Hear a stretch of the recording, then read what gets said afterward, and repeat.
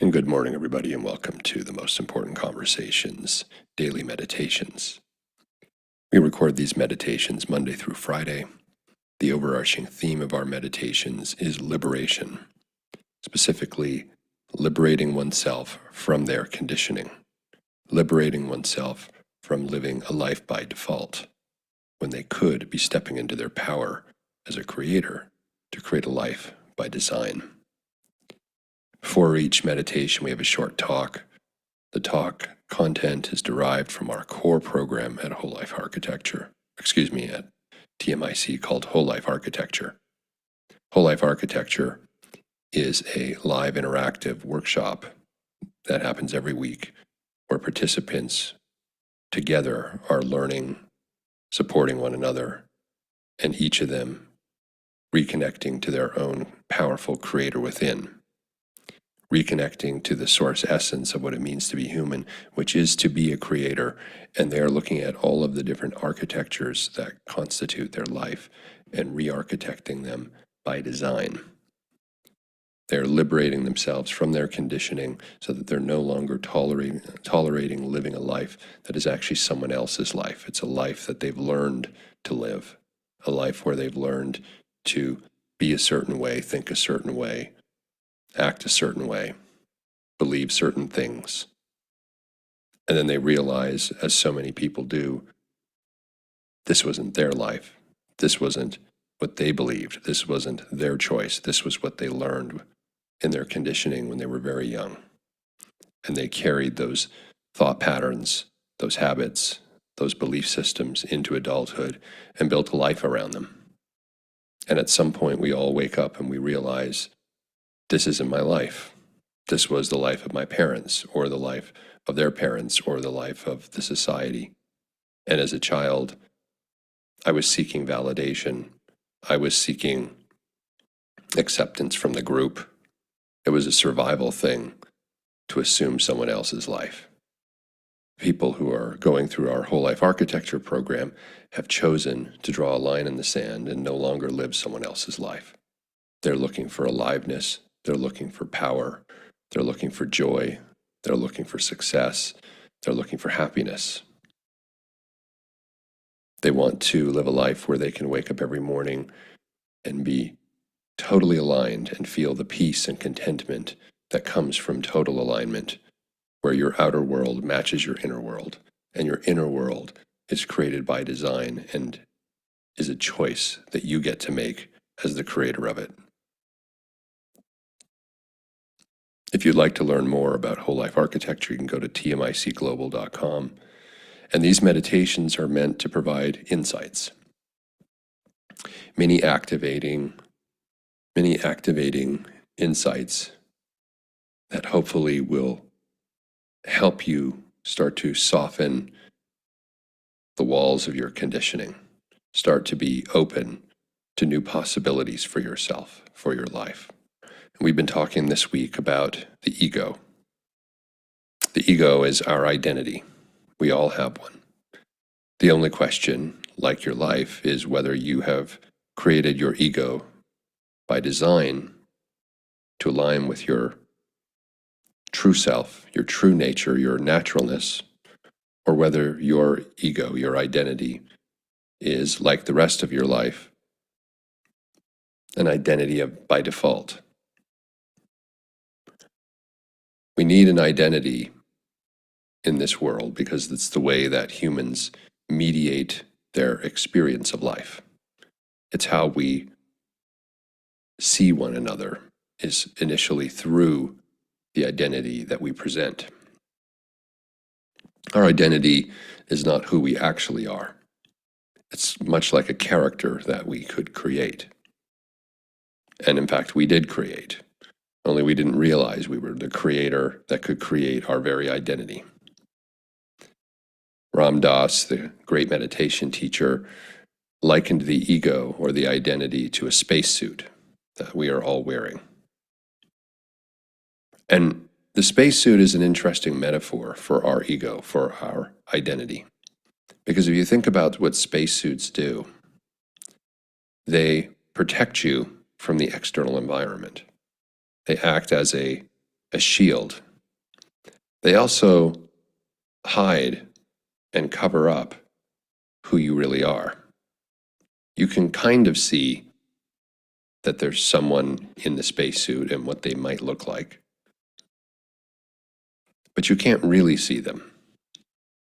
And so the spacesuit is both a protective shield to protect our actual true self, our true nature, from the of-the-world dynamics.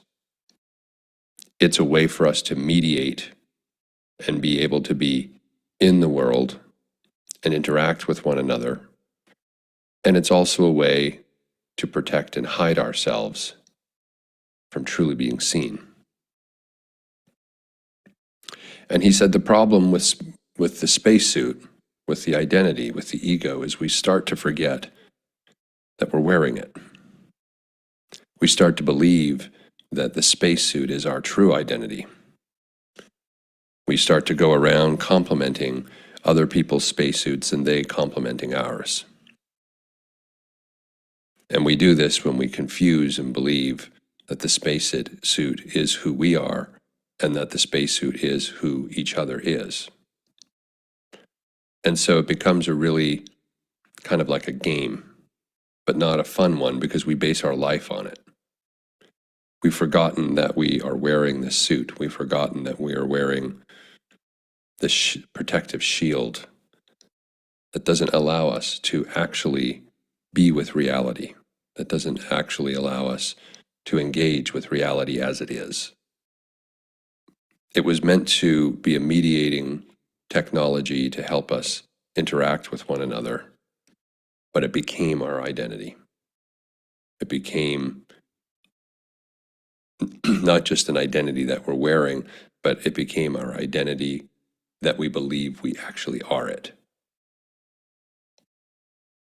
The opportunity when we liberate ourselves from our conditioning is to be able to remind ourselves and to reveal to ourselves who we actually are. That we are not our egoic identity. It's something we wear, much like clothes or a mask or, as Ram Dass said, a spacesuit. It can serve a purpose, but the question is, have you designed it? Or is your identity something you picked up? Is your spacesuit something you've cobbled together from other people's scraps of spacesuits? Or maybe you found one in the proverbial attic and put it on and called it yours. This is what we do with identity. We observe our friends, family, our community, our parents.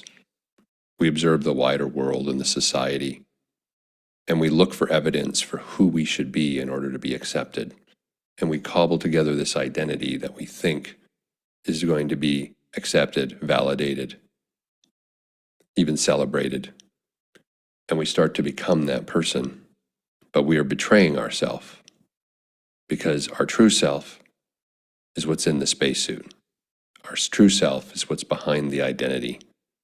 It's the self that watches the identity, that knows that this identity exists as a separate thing. And so we betray ourselves when we believe that our egoic identity is who we are, and we just simply cobble something together over the years of our life to be accepted, as opposed to being true and being honorable and being in integrity with who we actually are. And this doesn't work for long. The proverbial midlife crisis is one of those situations that so many people face. Well, why have a crisis at midlife? Well, a crisis is a crisis of identity, of betraying ourselves, of not being and living according to who we actually are, our naturalness, what comes natural for us, repressing our desires, repressing our true passions, our true sense of purpose and calling, the things that give us the most aliveness, and contorting ourselves to fit in to someone else's game, to someone else's expectations.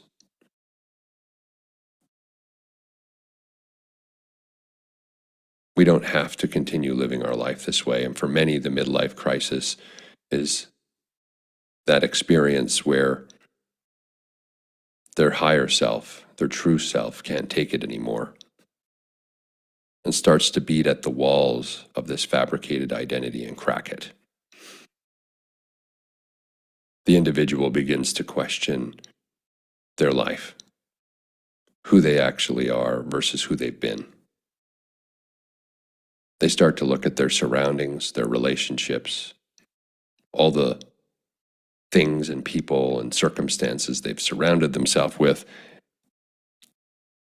and they're challenged to recognize how it aligns with who they actually are. And so a crisis ensues. A crisis of identities, the one I've been playing and the one that is truly aligned with who I naturally am. And the opportunity is to be able to hit the pause button and to design an identity that aligns with who you actually are. An ego, a new spacesuit that conforms to exactly who you are and what you want to be doing in the world.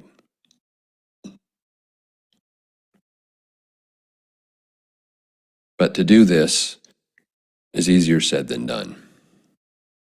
It requires work, requires time, it requires space, requires effort. And with anything where effort is required, there will be discomfort. It's not something that can happen in a few days or a workshop or even a week retreat, despite our hopes, despite our wishes. This is not something that is transformed quickly. How could it be? It's the artifact. Your identity is the artifact of your entire life up until this point. You didn't become this person in a mere few days or even a week. So why do you think you can transform it that quickly? This is what we do in whole life architecture. We help people reconnect to the source essence of who they are. We help people to be honest with themselves, be honorable to themselves, admit those areas of their life, maybe all of it in some cases,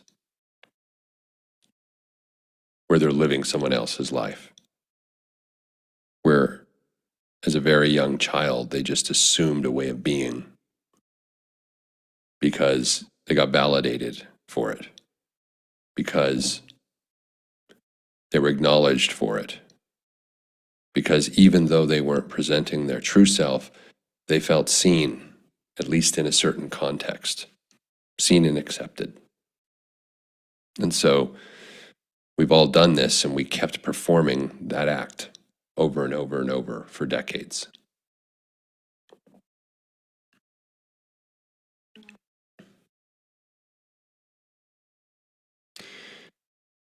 And so here we are, decades later.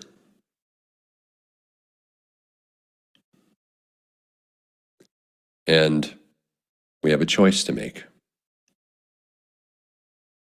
And that choice is one where we can continue to just live a life according to our conditioning, according to the validation, according to the expectations of everyone else.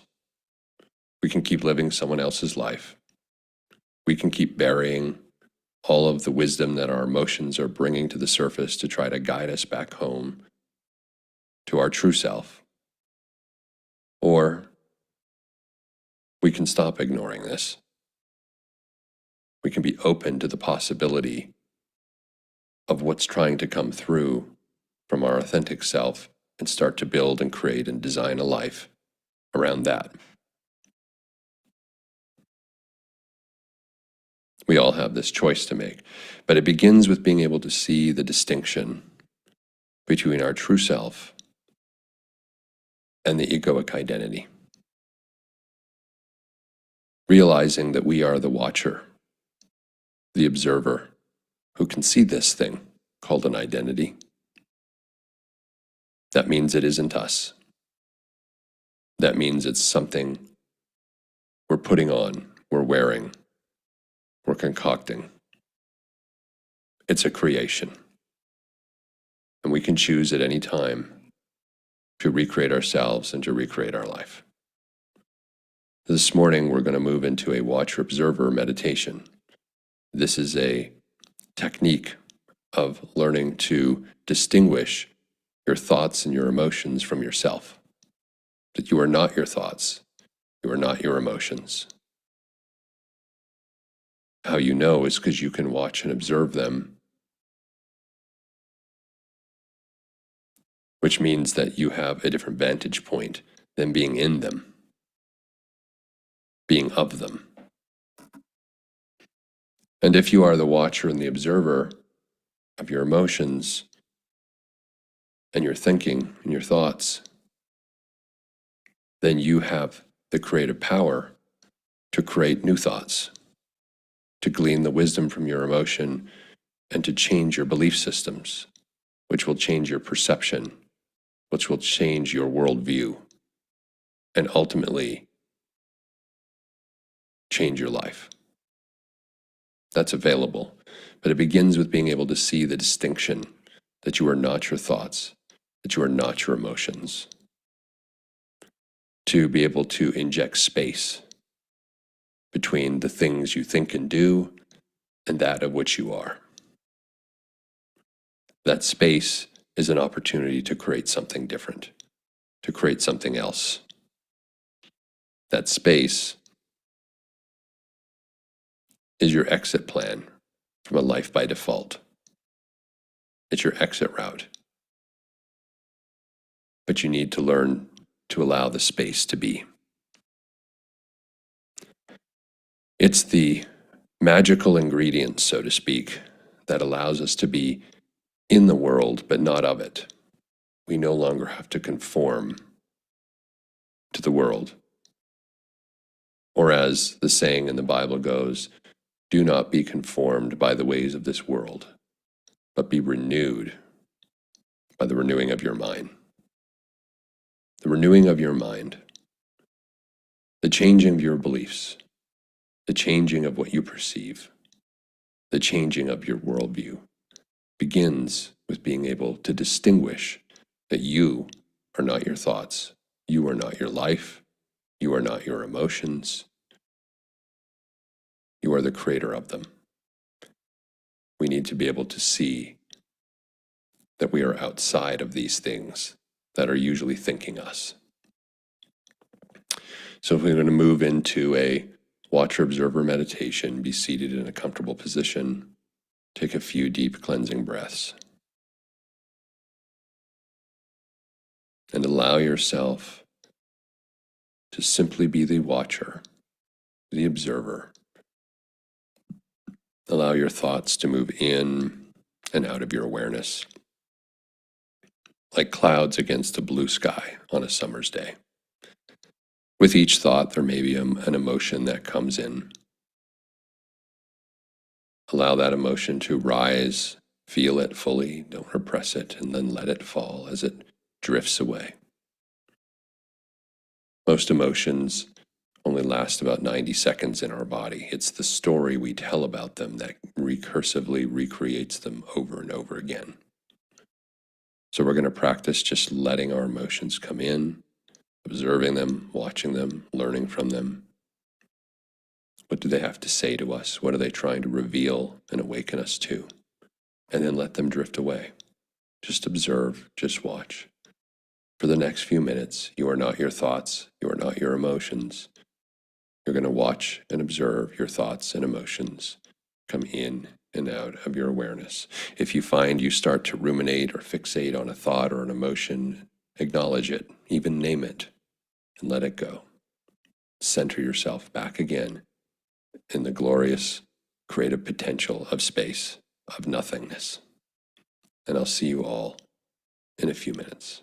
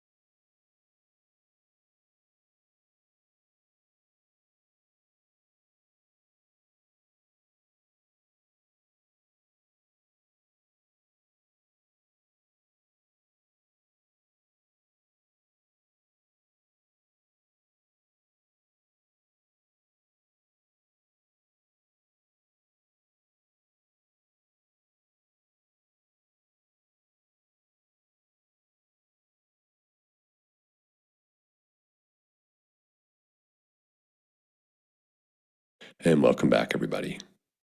Reconnecting to the world without from the world within. We call it the world without, or the world of effects, because our external world is the world in which we interact with our five senses. It's the world of effects because everything in that external world without that connects to our five senses has been created. It's the world of effects. The effects are the things we interact with. They're the effects of our ideas, of our thinking. Everything in the world of effects or the world without has been created by someone at some point in time. What we're interacting with in the world of effects are the artifacts, the products of someone else's ideas. The cars, the computers, the phones, the houses, the airplanes, the food, the books, our clothing, everything, the buildings, everything has been created. But they began as an idea. You too are living in a world and in a way where your life is nothing but the effects of your inner world. Everything in your life has been created by you, either by default or by design. Everything that you think is your life, that you engage with and interact with externally, began as an idea in yours or someone else's head, and you've chosen to bring it into your sphere of influence, into your reality. Again, it is a creation. It is not absolute reality. Other people live different lives and have different perceptions than you. How could that be if we're all dealing with the same objective reality? It can't. There is no such thing as objective reality. Or if there is, we don't have access to it. All there is our subjective, perceptual reality. And when you change that, your whole world of effects external to you also changes. It's just cause and effect. As you change your inner world, your thinking, as you pay attention to your emotions and learn to become the watcher observer of what your higher self wants to share with you, you have the option to engage with that, and that will ripple out and become a different world of effects. You will experience a different outer world. So the mistake most people make is they pay attention and spend all their time on the outer world, on the world of effects, trying to change it and manipulate and maneuver things around to somehow make it different. But it's never different. The only way you ultimately change is by changing yourself within. This is what we do in whole life architecture. If you'd like to learn more about it, you can go to tmicglobal.com, look up whole life architecture. We'd love to have you join the community. I want to wish all of you a wonderful day. Tomorrow we will continue with our meditations with a guided neurosculpting meditation. Until then, enjoy your day. We'll see you tomorrow.